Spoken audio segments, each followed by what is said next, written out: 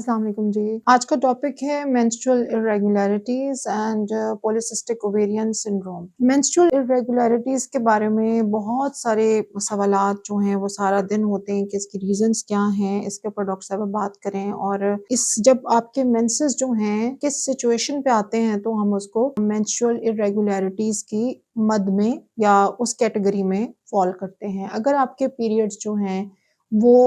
2 या 3 दिन आते हैं, उनका फ्लो नॉर्मल रहता है और उसके बाद चंद दिन स्पॉटिंग होती है और फिर आपका साइकिल ख़त्म हो जाता है, तो दिस इज़ अ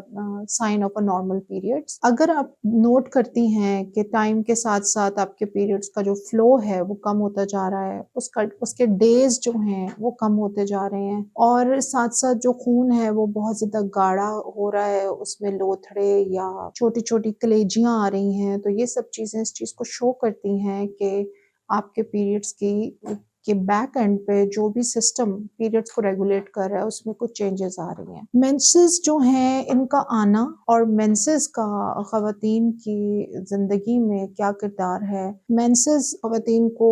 अक्सर औक़ात मैंने देखा है दे आर वेरी अनहैप्पी कि हर महीने में 6-7 दिन हमें बहुत सारी पेन से और तकलीफ से गुजरना पड़ता है, but at the same time you have to understand that menses are your lifeline. Menses के दौरान जो हार्मोन्स आपको यंग रखते हैं, जो आपको यूथफुल रखते हैं, वो सारे हार्मोन्स जो होते हैं वो मेंसेस के टाइम में ही ज्यादा पैदा हो रहे होते हैं। So if you really want to have that kind of youthful look and you want to look good for a long time, so you have to understand that till the time your menses are coming, your menses are arriving at the right time every month, you should be happy about it because your youthful hormones are showing up. So what happens जब आपके menses irregular होते हैं? What is the cause? Menses की जो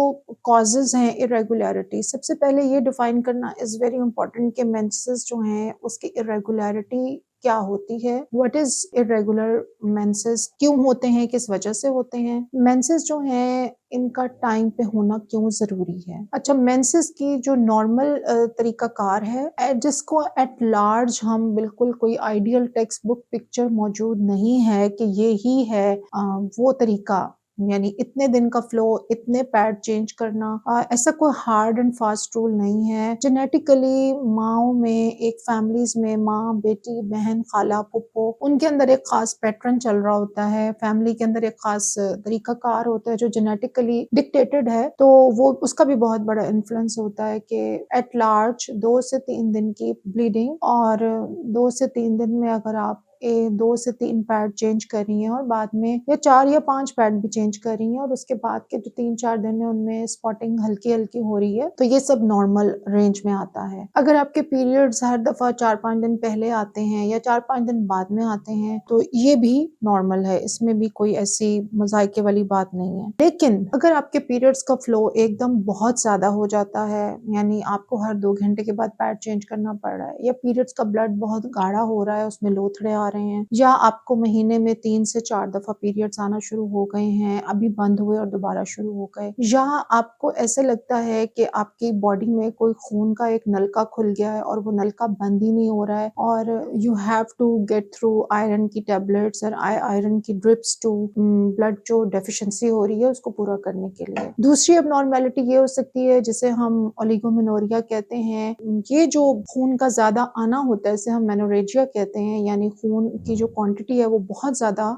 बढ़ जाती है और कई केसेस में ये इतनी ज्यादा खून जिस्म से निकलना शुरू हो जाता है कि वो लाइफ थ्रेटनिंग सिचुएशन बन जाती है। तो उसमें अगर आपका खून का ज़्या बहुत ज़्यादा हो रहा है ड्यूरिंग द मेंसेस, अगर आपके खून की जो कुलियाँ हैं आपको लगता है कि पैड बहुत तेजी से बदल रहे हैं, आपको चक्कर बहुत आ रहे हैं, कमर में बहुत ज़्यादा दर्द है, आप जहाँ लेटती हैं बेड नीचे से सोक हो जाता है, तो इन दैट केस आपको अपना जो HP लेवल है, हीमोग्लोबिन लेवल है, वो फौरी तौर पे चेक करवाना चाहिए। और अगर आपका HP लेवल लो है तो आप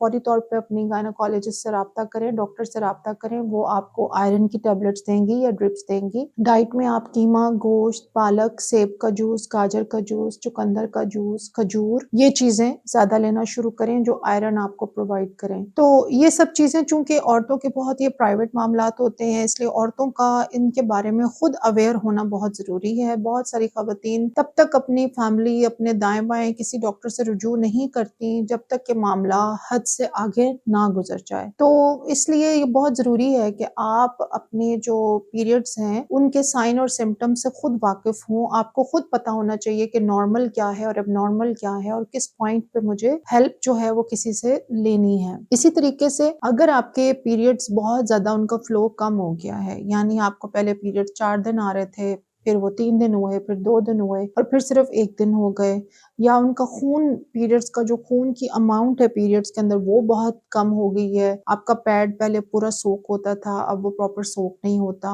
अगर आपको ऐसा लगता है कि खून का जो कलर है वो रेड से डार्क रेड या ब्राउन की तरफ हो रहा है और फ्लो भी कम हो रहा है, तो इसको भी हम एक एब्नॉर्मल कंडीशन में लेते हैं। यूजुअली अगर पीरियड्स का फ्लो कम हो रहा हो तो इसको हम थोड़ा-सा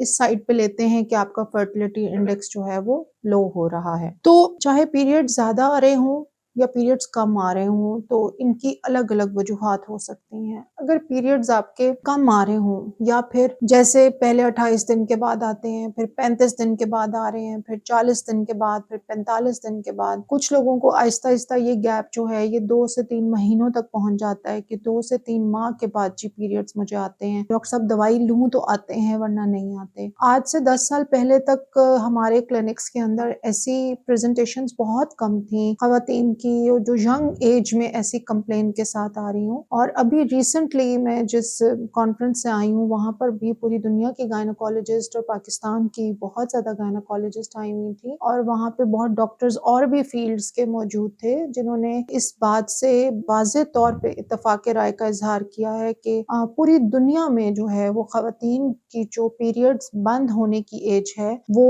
बहुत पीछे आती जा रही है। यानी अर्ली मेनोपॉज़ जिसे हम कहते हैं कि लोग अर्ली मेनोपॉज़ के साथ बहुत प्रेज़ेंट कर रहे हैं। ख़वातीन जो हैं वो ओलिगोमेनोरिया यानी पीरियड्स की जो क्वांटिटी है वो पहले कम होना शुरू होती है और फिर आप आहिस्ता-आहिस्ता मेनोपॉज़ की तरफ जाते हैं। तो जो इस सिम्पटम को हम कहते हैं प्रीमैच्योर ओवेरियन फेलियर POF। लेकिन सब डॉक्टर्स ने इस बात का इज़हार किया कि हमारे क्लिनिक्स में जो अब परसेंटेज ऑफ क्लाइंट्स रिपोर्टिंग अस के उनके पीरियड्स विद एज कम होते चले जा रहे हैं and early 30s, mid 30s, late 30s में भी लड़कियां और ख़वातीन आ रही हैं जो कि वक्त से पहले मेंस्ट्रुअल इरेगुलरिटीज़ का शिकार हो रही हैं, या तो उनके पीरियड्स बंद हो रहे हैं या फिर पीरियड्स बहुत ज़्यादा आ रहे हैं। अच्छा, अगर आपके पीरियड्स कम हो रहे हैं यानी उनकी क्वांटिटी जो है अमाउंट खून की कम हो रही है, तो उसमें जो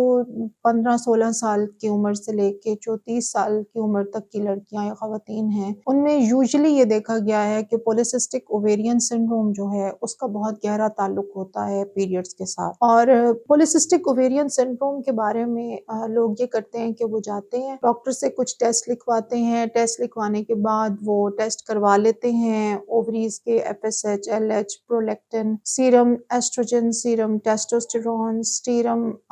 जो है ये cortisol level, serum insulin level, जो सारे पॉलिसिस्टिक ओवेरियन सिंड्रोम के जो टेस्ट होते हैं वो करवाते हैं और डॉक्टर्स को या किसी हार्मोन स्पेशलिस्ट को या एंडोक्राइन स्पेशलिस्ट को दिखाते हैं। डॉक्टर साहब उनको बताते हैं कि टेस्ट आपके सारे के सारे इन रेंज हैं, कोई भी टेस्ट आउट ऑफ रेंज नहीं है, कुछ टेस्ट अपर लिमिट की तरफ जा रहे हैं, लेकिन चूंकि आपके टेस्ट नॉर्मल हैं इसलिए आपको पॉलिसिस्टिक ओवेरियन सिंड्रोम नहीं हो सकता। इस बात से मैं बहुत ज़्यादा इख्तलाफ करती हूँ, इसलिए कि अगर आपके फेस के ऊपर एक बच्ची ऐसी खड़ी है जिस बच्ची के मोटे बाल निकले हुए हैं, दाढ़ी नुमा बाल आ रहे हैं यहाँ पे या फिर जिस्म के ब्रेस्ट पे या कहीं और मोटे बाल आ रहे हैं निपल्स के साथ, या बिल्कुल मेल पैटर्न उसकी ग्रोथ कहीं ना कहीं आ रही है, उसके पीरियड्स 3-3 महीने नहीं आ रहे हैं, उसका वेट इंतहाई तेजी से बढ़ रहा है, कील मुहासे भी हो सकते हैं एट टाइम्स, तो ऐसी बच्ची को अगर उसके हार्मोन्स अभी आउट ऑफ रेंज नहीं भी हुए तो मैं ऐसे केसेस को सब क्लिनिकल पॉलिसिस्टिक ओवेरियन सिंड्रोम के मद में शामिल करती हूँ। जैसे ब्लड प्रेशर और शुगर के पेशेंट्स के लिए एक स्पेक्ट्रम होता है जिसमें हम प्री क्लिनिकल डायबिटीज या प्री क्लिनिकल हाइपरटेंशन जो हम लेते हैं वो उस रेंज को लेते हैं जब आप क्लिनिकली आपकी ब्लड शुगर फास्टिंग यानी निहार मुंह की शुगर या खाना खाने के बाद 1 घंटे की शुगर जो है वो नॉर्मल रेंज या अपर हायर रेंज में आ रही होती है, लेकिन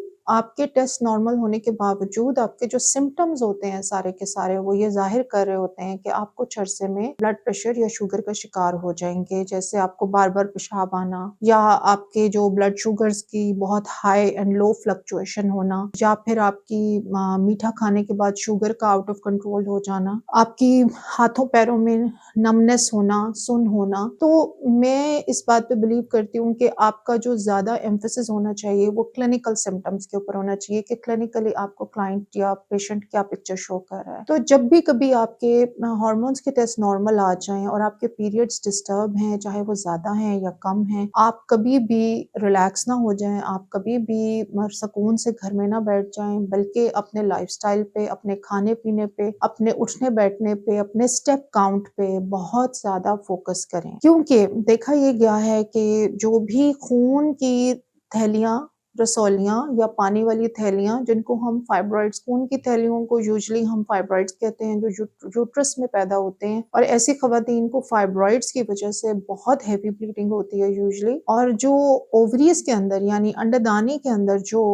पानी की थैलियाँ या ओवेरियन सिस्ट बनती हैं वो भी 14 से 15 तरह की होती हैं। तो ये दोनों तरह की थैलियाँ चाहे वो खून वाली हैं या पानी वाली हैं, इन सब के बनने में जो कुछ फैक्टर्स ऐसे हैं जो बहुत ही ज़्यादा कॉन्स्टेंटली देखे गए हैं, जो सारे पेशेंट्स के अंदर पाए गए हैं।